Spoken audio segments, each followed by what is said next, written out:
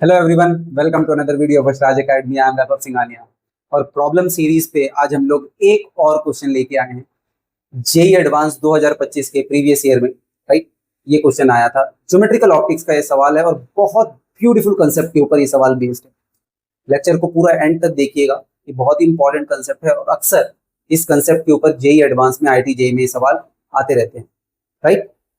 तो क्वेश्चन आपको यहाँ पे आप बॉटम में विजिबल होगा कि जरूर इसी क्वेश्चन को आप देखिए, वीडियो पॉज करिए, बनाने की कोशिश करिए और अगर नहीं बनता है और इनफैक्ट बन भी जाता है तो एक बार वीडियो सॉल्यूशन जरूर देखिए ताकि उससे आपको जो है और डेप्थ में नॉलेज का पता चल पाए। ठीक है। और दूसरी बात, इस क्वेश्चन को अटेम्प्ट करने से पहले डिस्क्रिप्शन में एक वीडियो का लिंक है, उसको जरूर देखिएगा। एपरेंट डेप्थ का वो वीडियो है क्योंकि उस कंसेप्ट का फॉर्मूला हम लोग डायरेक्टली इस क्वेश्चन में यूज करेंगे।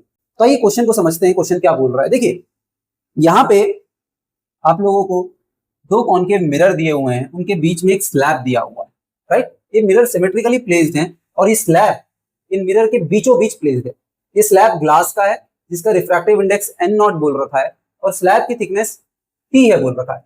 और इस स्लैब के बीचों बीच मतलब इन दोनों के मिरर के सेंटर पॉइंट पे एक पॉइंट सोर्स है जो लाइट एमिट कर रहा है और बोल रहा है कि ये मिरर को कैसे प्लेस किया जाए सच दैट इस सोर्स से जो लाइट निकल रही है वो रिफ्लेक्ट होने के बाद उसकी इमेज वापस से यही पे। तो ये प्रिंसिपल ऑफ रिवर्सिबिलिटी का सवाल है राइट और ये कंसेप्ट बहुत इंपॉर्टेंट है, इसलिए वीडियो को आप एंड तक देखिए।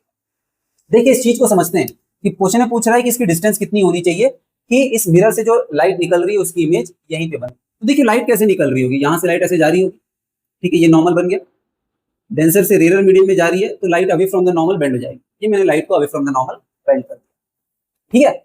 अब इस रे से जो इस मिरर पे पड़ रही है, इमेज बनाने के लिए वापस से उसी पॉइंट पे मैं इस रे को रीट्रेस करूंगा। कहने का मतलब क्या है कि मैं ये रे को इस मिरर पे ऐसे फॉल कराऊंगा कि ये वापस से उसी रास्ते को तय करे, उसी रास्ते में मुड़ जाए, एज इट इज मुड़ जाए। तो उससे होगा क्या, देखिए उससे होगा क्या, ये रे ऐसे गई और ये रे वापस ऐसे आ रही है, ऐसे आ रही है, ऐसे आ रही है। जो एंगल ऑफ रिफ्रैक्शन था फर्स्ट केस में वो अब एंगल ऑफ इंसिडेंस बन जाए। अब वो एंगल ऑफ इंसिडेंस बन गया तो स्नेल्स लॉ से जो एंगल ऑफ रिफ्रैक्शन अब बनेगा वो क्या होगा, पुराना वाला एंगल ऑफ इंसिडेंस। कैसे, n0 sin i is equals to 1 into sin r। ये फर्स्ट रिफ्रैक्शन का केस है जब रे जा रही होगी, ये सर नो, और जब रे आ रही होगी, रिटर्निंग जर्नी की बात कर रहा हूं मैं, तो जो आपका एंगल ऑफ रिफ्रैक्शन है वो क्या बन जाएगा, अगर एज इट इज वापस आई एंगल ऑफ इंसिडेंस बन जाएगा और उसका medium refractive index 1 into sin r बन जाएगा नया एंगल ऑफ इंसिडेंस। और इसका एंगल ऑफ रिफ्रैक्शन क्या आएगा, वही आएगा क्योंकि n0 मीडियम में जा रही है तो यहाँ पे इक्वालिटी को बैलेंस करने के लिए sin i आएगा, वापस से आएगा। मतलब कि मैंने ये समझा कि अगर मैं रे को रीट्रेस करा दूं उसका पाथ तो वो रे वहीं पे जाके उसी सोर्स पे मिल जाए। मतलब जितनी भी रे जा रही होंगी अगर वो नॉर्मल इंसिडेंट होता है तो वो वापस से यहीं पे पहुंच जाएंगी क्योंकि सारी रे यही स्नेल्स लॉ को फॉलो करेंगी और यहाँ पे वापस से पहुंच जाएगी। तो देखिए रीट्रेस कब करेंगी, जब नॉर्मल इंसिडेंस हो जाए, इस कॉनकेव मिरर में उसका नॉर्मल इंसिडेंस हो जाए। और नॉर्मल इंसिडेंस कब होता है, जब ये जो रे जा रही है वो कहां से आती हुई नजर आए, उसके सेंटर ऑफ कर्वेचर से। तो कहने का मतलब ये है कि अगर यहां से जो रिफ्रैक्शन हो रहा है उसकी इमेज अगर सेंटर ऑफ कर्वेचर पे फॉल कर जाती है तो रे वापस से रीट्रेस करेगी अपना पाथ और रिफ्रैक्ट होके वापस से यहीं पे अपनी इमेज बने, ठीक है। तो इस सेंटर ऑफ कर्वेचर की डिस्टेंस कितनी हो जाएगी, यहां से इस मिरर से आप लोगों को पता है ट्वाइस ऑफ फोकल लेंथ बोल दो, 2 mod f बोल सकता हूं। mod f क्यों यूज किया मैंने, क्योंकि कॉनकेव मिरर का फोकल लेंथ नेगेटिव में होता है, तो मैं यहाँ स्ट्रिक्टली डिस्टेंस की बात कर रहा हूं इसलिए मैंने mod f यूज किया, ये सेंटर ऑफ कर्वेचर का। अच्छा, क्वेश्चन में पूछा हुआ है इन दोनों का डिस्टेंस कितना होगा, तो इन दोनों का डिस्टेंस मैं d मान लेता हूं। लेट अस सपोज क्या मान लेता हूं, d मान लेता हूं, ये d। तो ये डिस्टेंस कितना हो जाएगा, इतना डिस्टेंस, ये डिस्टेंस हो जाएगा d/2 माइनस t/2। कैसे, d/2 इतना होगा सेंटर तक और t/2 स्लैब की थिकनेस, तो ये d/2 माइनस t/2 हो जाएगा। उसमें मेरे को ये डिस्टेंस ऐड करना पड़ेगा, ये डिस्टेंस h'। मैंने आप लोगों को बोला था डिस्क्रिप्शन में जो एक वीडियो है उसको जरूर देख के आइए क्योंकि वो फॉर्मूला मैं डायरेक्टली यूज करूंगा। तो देखिए रिफ्रैक्शन के बाद जो इमेज बनी होगी, जो इस मिरर को मुझे लग रहा होगा जहां से आ रही है वो कहां से आनी चाहिए, सेंटर ऑफ कर्वेचर से, और उसकी डिस्टेंस सेंटर ऑफ कर्वेचर की मैंने इस बाउंड्री से h' बोल दी। तो h' क्या होता है, h/ni/nr। यहाँ पे h क्या है, ऑब्जेक्ट जो कि सोर्स है जिसकी बाउंड्री से डिस्टेंस t/2 है Ni क्या है? Refractive index of the medium of incident ray, यहाँ से रे इंसिडेंट हो रही है विच इज n0, और nr क्या है 1, तो इसकी वैल्यू आ जाएगी T/2n0। ठीक है, तो आपके पास ये h डैश आ गया, h डैश में d/2 माइनस t/2 ऐड करिए और उसको centre of curvature 2 mod f के बराबर कर दीजिए। तो मैं यहाँ लिख देता हूँ, देखिए 2 times of mod f is equals to d/2 जो हमें निकालना है d minus t/2 plus h dash, h dash is यहां से देखिए h dash is T/2n0 plus T/2n0, ये हो जाएगा कि नहीं? ठीक है, ये लिख दिया मैंने। तो यहां से d की वैल्यू क्या आ जाएगी 4 mod f, ठीक है, इसको इधर ले आइए तो यहां से ये पूरा 2 उधर चला जाएगा और ये आ जाएगा प्लस t में 1 माइनस 1/n0, ये आपके पास d की वैल्यू आ जाएगी। ठीक है, तो यही ऑप्शन ए था, ये वन ऑफ द आंसर था। अब देखिए मामला यहां पे आके नहीं रुकता है। क्यों नहीं रुकता है? उसका आंसर देखिए, क्योंकि ये जो सोर्स है इसकी इमेज मैंने फर्स्ट रिफ्लेक्शन के बाद बना दी। फर्स्ट रिफ्लेक्शन मतलब ये रे इस पे फॉल हुई और उसकी इमेज बन गई, सिमेट्रिकली प्लेस्ड है, तो ये रे जैसे इसमें फॉल होगी सेम एज इट इज उसकी इमेज बन जाएगी, क्योंकि ये दोनों सिमेट्रिकली प्लेस्ड है, राइट? जैसा इधर हो रहा होगा वैसा ही इधर भी वापस से हो जाएगा। तो ये तो हो गया case of only one reflection, एक रिफ्लेक्शन के बाद इसकी इमेज बन गई। अब हमें दो रिफ्लेक्शन का केस भी यहाँ पे जज करना पड़ेगा। दो रिफ्लेक्शन का केस देखते हैं। देखिए फर्स्ट केस में हम लोगों ने क्या किया था कि एस से जो रे निकल रही थी वो फर्स्ट रिफ्लेक्शन के बाद वापस पे एस पे पहुंच जा रही थी, पाथ रिट्रेस हुआ था हमारा फर्स्ट केस में, एक ही रिफ्लेक्शन के बाद इमेज बन जा रही थी।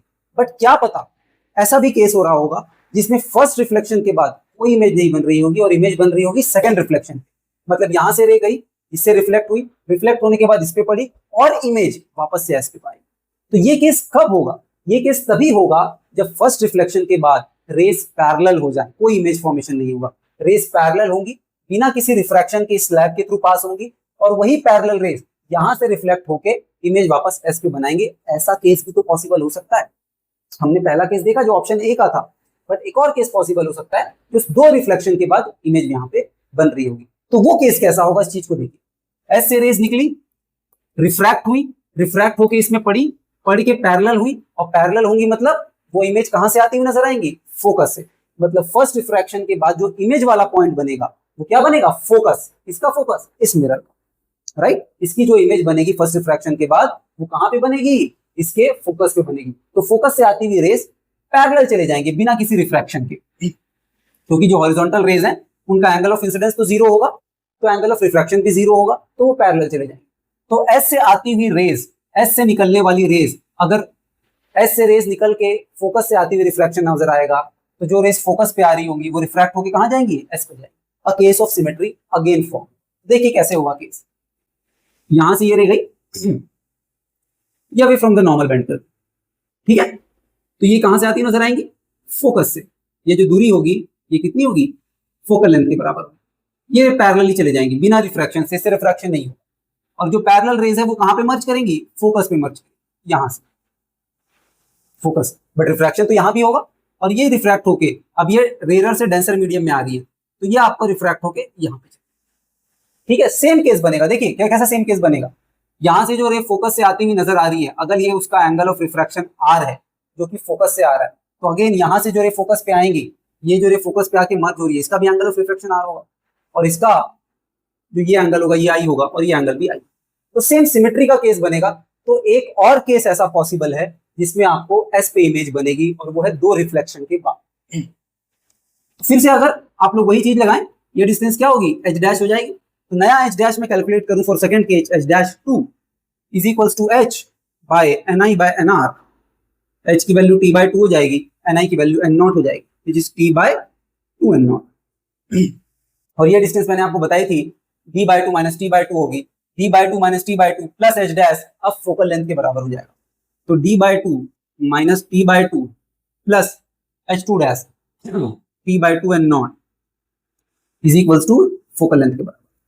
तो d की वैल्यू एक और पॉसिबिलिटी हो जाएगी 2f plus t into 1 minus 1/n।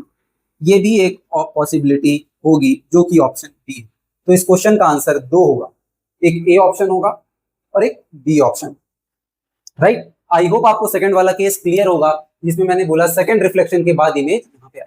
अगर एस से निकलने वाली रे रिफ्रैक्ट होके एफ से आती हुई नजर आती हैं, तो एफ पे आने वाली रे रिफ्रैक्ट होके वापस से एस पे जाएंगी, राइट। सिमेट्रिकल केस है, राइट। अगर यहाँ पे एंगल ऑफ इंसिडेंस आई था एस से जाने वाली रेस का और एंगल ऑफ रिफ्रैक्शन आर था जो कि एफ से आती हुई नजर आ रही थी, तो एफ पे आती हुई नजर आई का एंगल ऑफ इंसिडेंस आर हो जाएगा और वो रिफ्रैक्ट होके वापस से आई पे जाके एस पे।